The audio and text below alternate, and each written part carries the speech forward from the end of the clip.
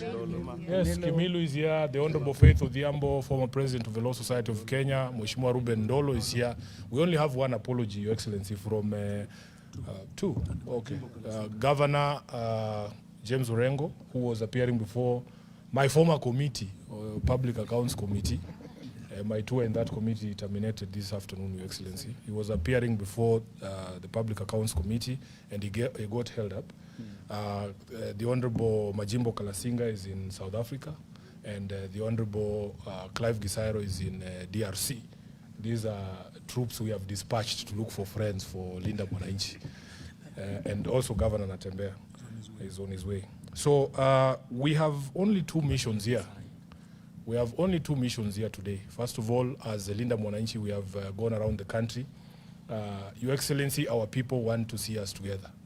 They want to see one team united as the people who believe that President William Ruto does not deserve a second term, and that the message we have carried from the ground in all these places that we have gone is that we must preach the unity of the opposition. And it's a unity that is based on certain values, and I'm coming to that as our second agenda here today, is to try to build consensus amongst the leadership of the opposition as to what they view is important to the people of Kenya at this particular moment in time. Your Excellency, increasingly we hear from young people especially that democratic governance and freedoms and the values that are expressed in our constitution are better than these shiny things that we see, because they believe roads can be built by anyone, but only a Democrat will protect the freedoms and rights under our constitution. So we started these consultations or courtesy calls. We had a chat with your brother, Fred Matiang'i. We have come to you. We will be looking for all the other leaders in the opposition with the same message, Your Excellency. And we are hoping that we will not let down Kenyans, but we'll present one formidable team. As we say, huko kwa ground, timu ni moja, tamu ni moja. Timu ni moja, tamu ni moja. Asante sana, karibu, Your Excellency. Thank you. I like that. Thank you. One team, one agenda, one term. Well, to our brothers and sisters in Linda Mwananchi, as I told you, under the tent, very historic tent out there, and we had consultations, and I remember what you said, Edwin, that under that tent, we have lost some colleagues to death and others to greed. We lost our brother Raila Odinga, and lately our brother Abubakar Zain, who was the head of my secretariat. We lost others who came and preached to us elite consensus, quote unquote. There are no time, only absolutely no time for this country, but for themselves. And therefore, as I welcome this wonderful team on behalf of Wiper Patriotic Front, I am so thrilled because you have also come kulinda Kalonzo.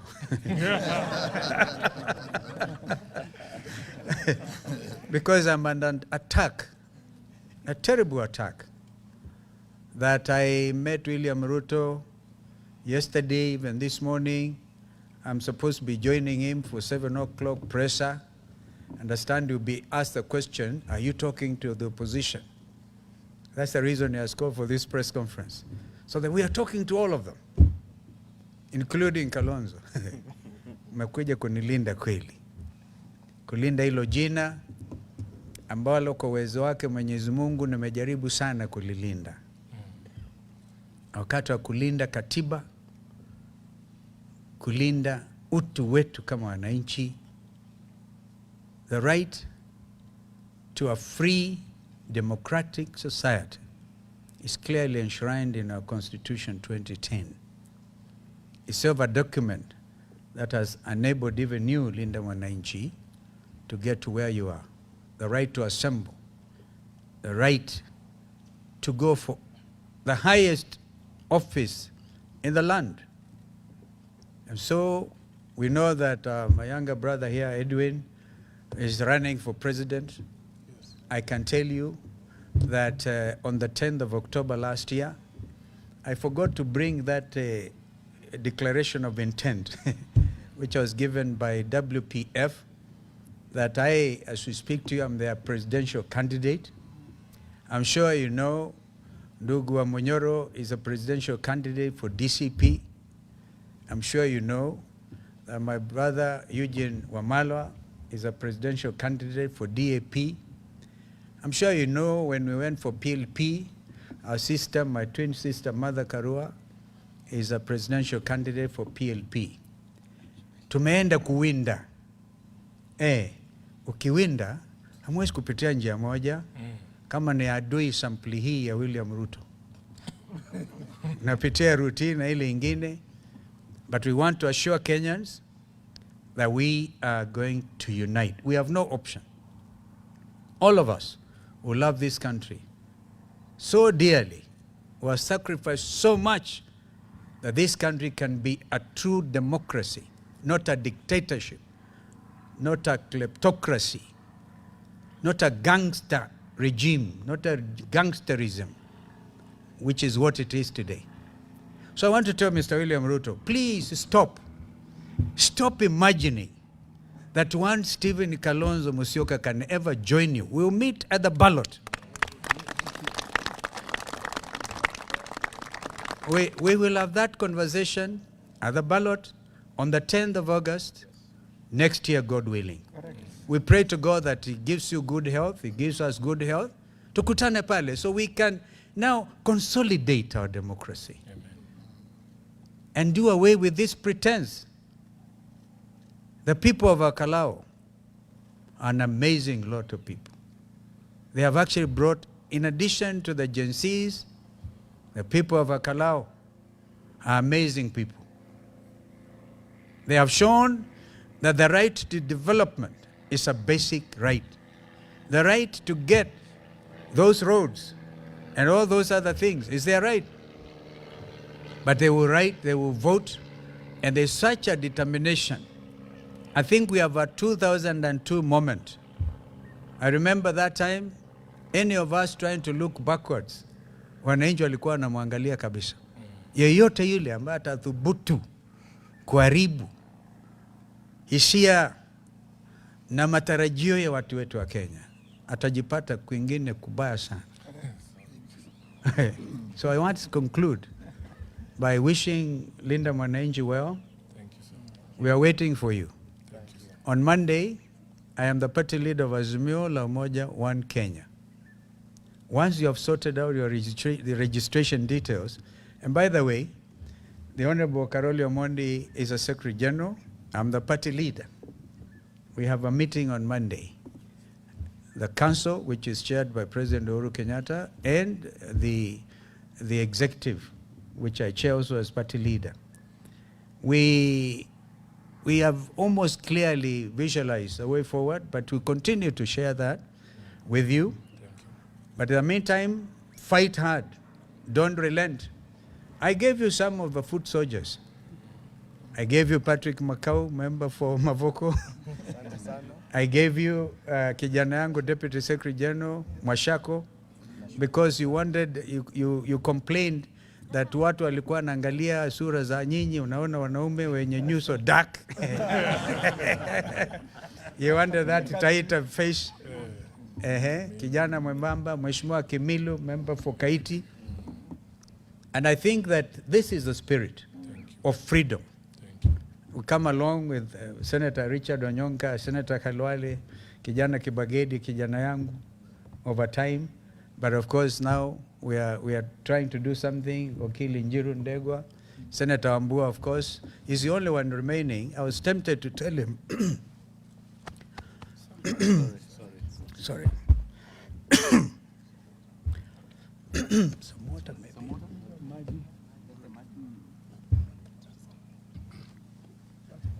Sorry.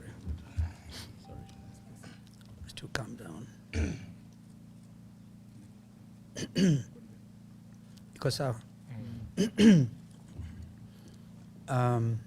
mata yamekuwa mengi na mazuri, lakini I want some water.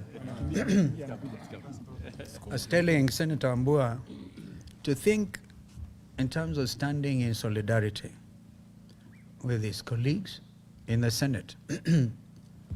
Because I wrote a letter to Speaker Amason Kingi as a party leader of Azimio, kusema we have not, because the way they rushed these changes to remove Edwin Sifuna as a minority deputy whip, not even the whip, was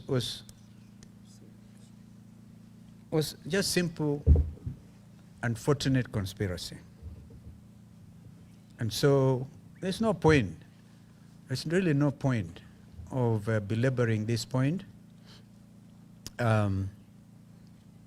We will be making those announcements, I repeat, and you have declared yourselves the guarantors of our unity. If I hear that Edwin umekutana na Ruto, utakuisha kabisa.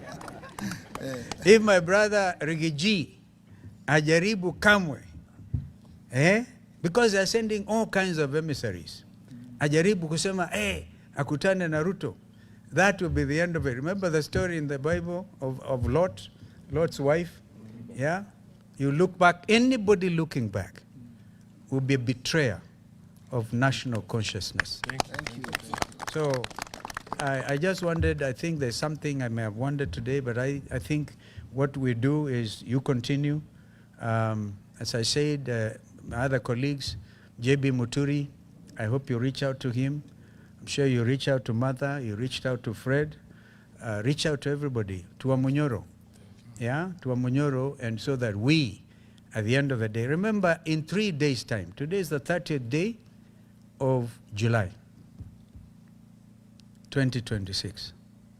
Tomorrow is the 31st. We enter the election year in August. These elections, the date for the same is clearly written in the Constitution. It shall be the second Tuesday of the month of August. And if you do your calculations, it is the 10th of August, 2027. Next year. So we have no time. And this is why Bwana Ruto has panicked together with his team. I was in Zanzibar, just for full disclosure, after having breakfast meeting with the editors. You may have seen that on Tuesday morning at the Stanley. I took off for Zanzibar, and yesterday I took a nice boat from Zanzibar to Dar es Salaam. I was leaving Dar es Salaam this morning at 5.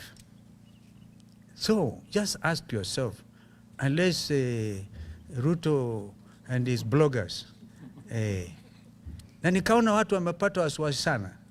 I want to assure all our supporters, all the citizens of this country, if I'll be the last man to drive Ruto out, I will. Thank you. One term.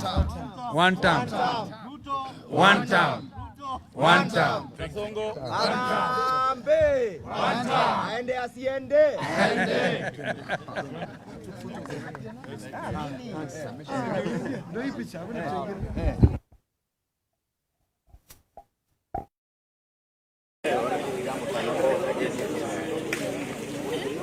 My driver has left me. Governor.